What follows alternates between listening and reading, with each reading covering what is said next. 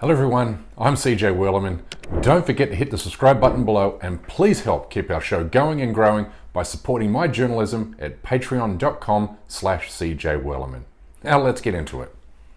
Western propaganda is a hell of a drug because it has you believing that Western civilization is responsible for all the cumulative technological advances that have given us computers, smartphones, modern forms of travel, and modern medicine. But did you know that none of these achievements were possible without the religion of Islam? I'm pretty sure you didn't, because nowhere in our official history books does it mention how the Arab Empire's love for science, technology, and knowledge saved Western civilization from the book-burning Roman Christian Empire. So in the remaining 5 minutes of this episode, I will explain how Islam saved Western civilization from itself. But first I must give credit where great credit is due, namely Dr. Roy Casagrande, who recently delivered a 2-hour presentation on this exact topic. Okay, we start with the year 285 BC, when Egyptians constructed the Great Library in Alexandria to collect and house all of the world's written information, making the Egyptian city the world's capital for knowledge and learning. Every conceivable piece of human knowledge was housed at the Great Library.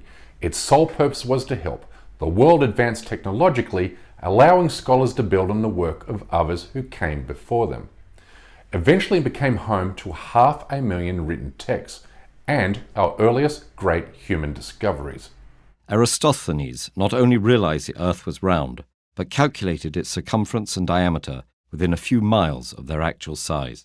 Heron of Alexandria created the world's first steam engine over 1,000 years before it was finally reinvented during the Industrial Revolution. The Great Library existed for 6 centuries, but in roughly 400 AD, the Christian Pope issued a decree to have the Great Library destroyed, because he feared science and knowledge would threaten the growth of Christianity and therefore the Roman Empire. This crime is said to have set human civilization back a full 1,000 years, having destroyed texts that pointed to the future of technological and scientific progress.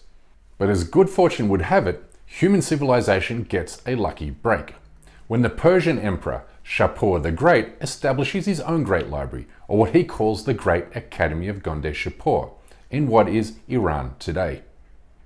In Gondeshapur, he builds an academy that will be the Persian equivalent to the Great Library.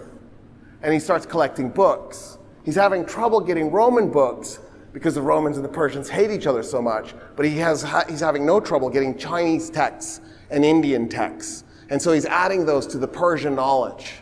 Lao Tzu, he gets Lao Tzu, one of the greatest philosophers in human history. The Academy in Gondeshapur soon becomes a destination of refuge for scholars and scientists who fled persecution from the book-burning Roman Christian Empire in the 6th century, taking with them texts they had saved from the Great Library in Alexandria and later the Academy of Athens.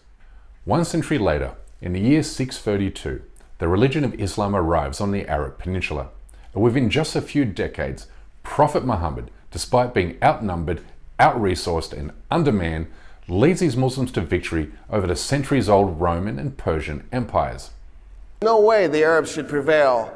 Within a few decades, they completely conquer the Persian Empire. It was 1,200 years old at that point. Can you imagine a 1,200-year-old empire? You can't comprehend it not being there. In the period spanning roughly 80 years, from 632 to 711 AD, the Arab Empire reached from Pakistan to Spain, making it the largest empire the world has ever known. But contrary to Western propaganda, Muslims weren't forcibly converting populations by the sword. In fact, there were no recorded mass killings or genocides of non-Muslim populations under Arab Muslim rule, which made the Arab Empire uniquely peaceful and tranquil in comparison to all empires that had come before it. In fact, only 2% of the Arab Empire was Muslim, but it ruled over 60% of the world's Christian population. But what made the Arab Empire really stand out from the leaders of the Roman Christian Empire was that the Muslims were humble and intellectually honest in proactively seeking out knowledge and scientific understanding. Those Arabs walked into Gondeshapur after conquering it. And they turned to the Persians and they went, what's that? And the Persians go, it's an academy. The Arabs go, cool, what is that? They go, it's a repository of all the knowledge of the world that we know of. And the Arabs go, show us. And the Persians go, what choice do we have? Take them in. And the Arabs go, teach us. And the Persians go, what choice do we have? We will. Around about this time, a Muslim by the name of Al-Kindi comes along and builds on the works of the ancient philosophers that came before him, while also translating many of the Academy's books into Arabic from Greek, which suddenly gave Arabs access to these writings. This access paved the way for the greatest mathematical discovery in human history, when a man named Muhammad al-Khuzami started studying Hindu mathematics at the Academy in Gondeshapur. Khwarizmi invents algebra and Arabic numerals. So the next time you're doing math, remember to thank al-Khwarizmi that you're not using an abacus to do Roman numerals, which are impossible. Really try. Set up Roman numerals, put a minus sign under it, and try and subtract Roman numerals from Roman numerals. You'll tear your hair out. Forget multiplication and division. Al-Khwarizmi creates a math system that you can work on. Without algebra, there's no algorithm. And without algorithms, then there are no computers, smartphones, space travel, or social media. Which means YouTube and the CJ Werleman show is made possible only because of the mathematical brilliance of a Persian Muslim from the 9th century. Pretty cool, huh? But hang on just a minute, because your mind is about to be really blown. You see, we Westerns have been led to believe that the Italian physicist Galileo Galilei established a scientific method in the 16th century. But Galileo's discoveries were built upon the works of a Muslim named Hassan al-Haytham, who wrote the Book of Optics a full 6 centuries before Galileo was born. It was al-Haytham who came up with the scientific method, or what is the process of establishing facts through testing and experimentation, which makes al-Haytham, a Muslim, the world's first scientist. What I find so impressive about Ibn al-Haytham is how once he arrives at his mathematical theories, he then uses them to extend our knowledge of the real world. So, for instance, he used his new ideas about light to deduce that the Earth's atmosphere is of a finite thickness. And he even estimated what that thickness is. Arab Muslims not only invented modern agriculture and modern plumbing, but also founded the coffee industry by bringing coffee beans from Ethiopia to Yemen and then planting them in the province of Yemen called, funnily enough, Mocha. But while Muslims were racking up these groundbreaking technological advances, the Spanish began conquering Muslim-controlled territory in Europe, and with it sabotaging the great scientific advances of the Arab Empire. When the Spanish were conquering Spain from the Muslims, they kept encountering libraries.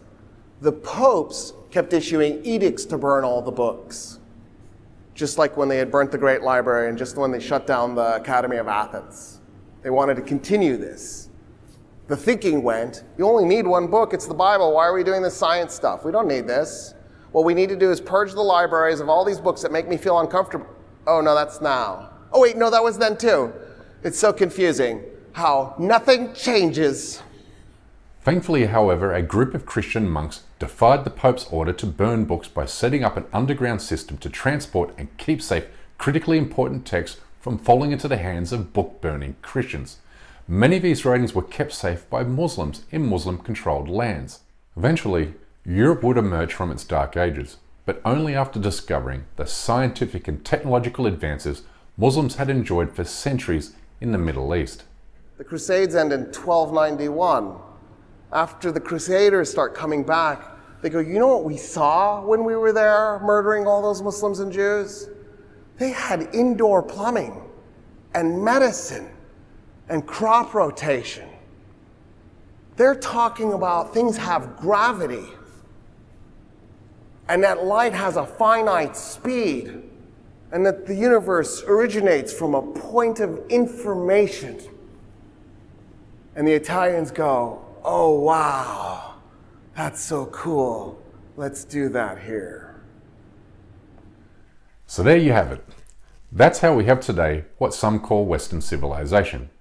Wrongly, we've been indoctrinated with the idea that standing in the way of Western technological and moral superiority is the backwards and repressive Eastern Hemisphere.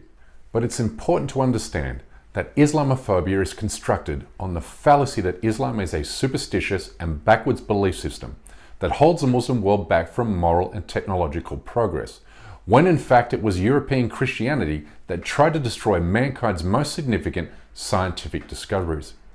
In other words, Islam saved Western civilization from destroying itself. Anyway, that's my time for today. Please don't forget to subscribe to this channel, and we kindly ask you please support this endeavor by becoming a member of this show at patreon.com/CJ Werleman. We can't produce, sustain and grow this show without your help, and we offer exclusive benefits to those who do. But for now, good night, good morning, wherever